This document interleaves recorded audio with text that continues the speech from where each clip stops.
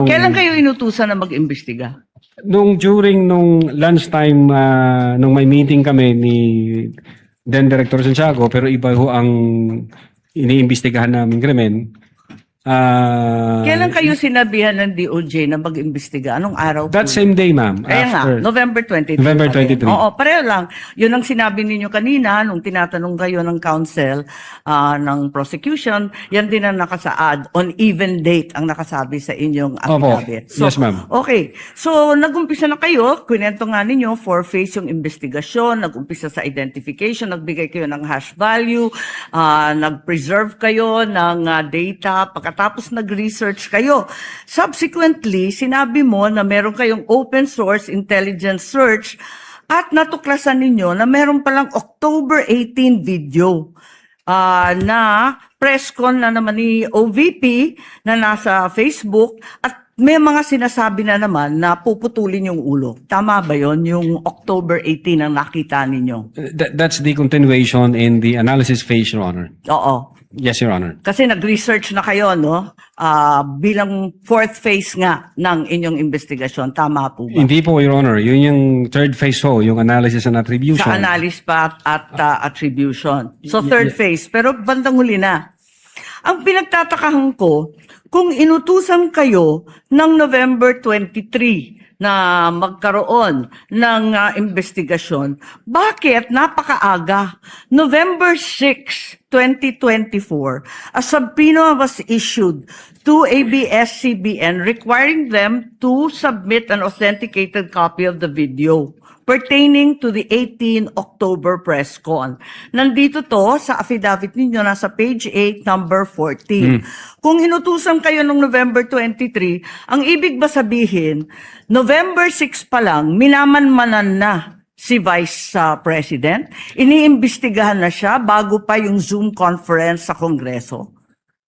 No, Your Honor. I believe that's a typo yung date. Kasi that's a typo, Your Honor, yung date. Kasi makikita doon yung date noong appearance ng taga-ABS-CBN, which is consistent ho siya doon sa ibang inisyuhan Kailan ng ba yung subpoena. appearance? Kasi hindi ko nasusundan yung timeline ninyo eh. Parang yung November 23 yung utos, pero November 6 pa lamang may subpoena na. Ba't nagkaganon? Typo ho yan, Your Honor. Hindi ho yan November 6. Typo na naman katulad ng Department of Justice. No, Your Honor. If I may refer to my notes, Your Honor. Oo, pakita mo na lang sa akin kasi nahanap ko hindi ko masundan eh. You may do so, This Counsel. is page 6, number 14 po.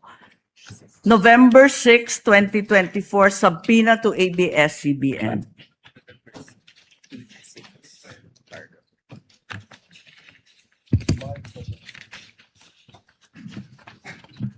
Yung subpoena mismo. The subpoena itself. The subpoena itself. Wala naman yatang date na binibigay tungkol sa appearance ni Patria Morales at yung iba pang Meron po, taga-ABS. Your Honor, if I Pakituro lang have kasi the, hinahanap record po of the namin. subpoena.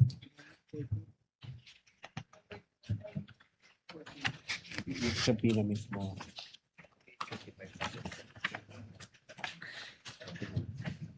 For information, the time of Senator Judge Marcos is over. Kindly.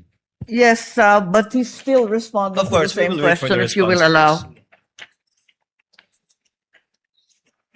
Siya po yung matagal, hindi tayo. We're only counting your the questions that you asked, not the answer. Neither are we counting the waiting time for the witness to answer. I-check ko lang po, Your Honor, para Kasi yung mga sumunod na meeting, doon sa page 13, sa number 30, at sa mga sumunod, yung mga tinutukoy doon, yung mga media na nandun sa Zoom conference. Hindi naman siya yung ABS na humawak ng camera noong October 18.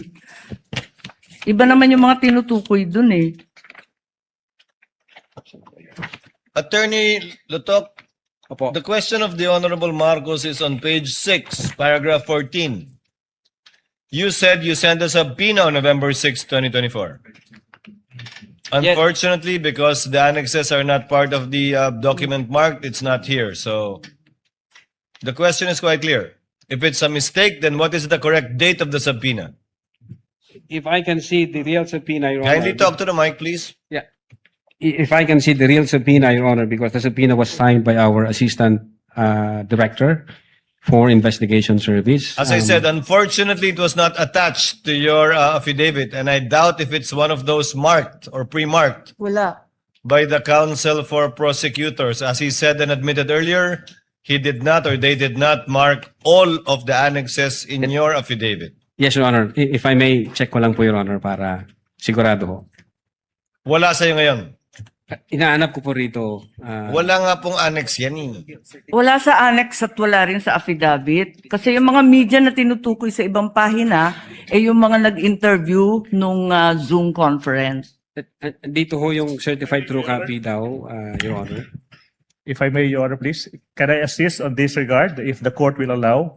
Only if you can produce a copy of the November 6 subpoena, counsel. Exactly, Your Honor. The documents are present. They are in the possession at present of the witness, Your Honor, please. They may not have been physically attached to the affidavit investigation, but they do exist in the records of the case as separate pre-marked documents, Your Honor, please. So Okay. it's here? Presiding officer, then is counsel saying that therefore the affidavit is defective or wrongful and With that all November 6 is not the right date? What then is the right date to With the all due subpoena respect, to Your Honor, ABS? please, with all due respect, we object to the use of the term defective. Counsel, we shall await. Let the Yes. document speak for itself. Yes, Your Honor, please. If it's there. The witness is Yes, now it in the was the witness process. who said that it was a mistake, not me. No, it doesn't make the entire affidavit of investigation defective. No, I merely said the date was wrong because that's what he said. Yes, Your Honor.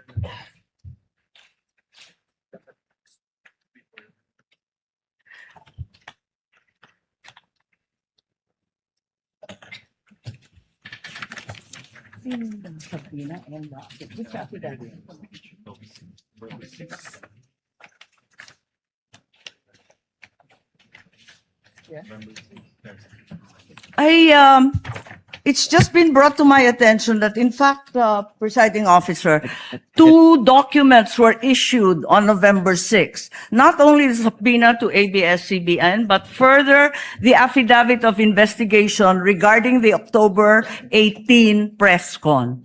Can we please be clarified as to these two documents which don't seem to appear in the affidavit nor in the annexes provided? Let's first wait for the witness to answer the first question, Senator Judge Marcos. Okay. Yes, If I- Attorney Lotok. If I may, Your Honor. Ito ho, ang subpoena, Duces Tecom, yung date ho ng appearance niya is December 11. Appearance po. Ang tinatanong Appearance. yung date ng subpoena. Date Attorney ng Lotok. subpoena, Your Honor, is 6th day of November 2024, which I believe this is a typo kasi magkakasunod ho ito doon sa mga inisyuhan namin na media personalities. Attorney Lotok, typo na yung affidavit mo? Typo pa yung subpoena? Hindi po. What are you typo looking yun. at? The subpoena or the affidavit? Dalawa yan eh. What are you looking at, Attorney Lotok? The Subpoena, Your Honor. So the subpoena is dated November 6. Okay. This- And the affidavit also is November 6. Dalawang typo carried over. Asan yung affidavit? Hindi ko pa nakita, ma'am, yung affidavit na November. Your 6. Ikaw affidavit ang says pumirma November eh. 6. Pwede patingin ako ng affidavit. Yung affidavit of investigation mo na binigay, pati I-check yung ko po, amended, carried over din. Yung first draft na rineject ng DOJ, yung ikalawa, parehong November 6. Saan? Pirmado ninyo eh. Page 6, Counsel, paragraph 14 of his affidavit of investigation. Yes, Your Honor. It's November 6, 2024 ang nakasulat dyan. So typo din yan? Is it your testimony na typo din yan? I believe so, Your Honor. Kasi ang intention namin dyan is 11 December 2024. Anyway, Senator Judge Marcos, let the document speak for itself. That would be the best evidence of it, if at all, of the dates Thank you. of either the subpoena and or the affidavit. Yes, presiding officer, just to provide our witness a chance to correct himself or the documents, sa palagay mo, ano yung tamang date kung mali yung November 6? Same ho, Your Honor, doon sa mga subpoena na inisyu namin sa media personalities. Dapat magkakapareho. Yes, magkakasunod po yun. Okay, sige. Maraming salamat. Thank you very much, Presiding Officer. Damong salamat. Salamat po, ma'am. Thank you, Senator Judge Marcos.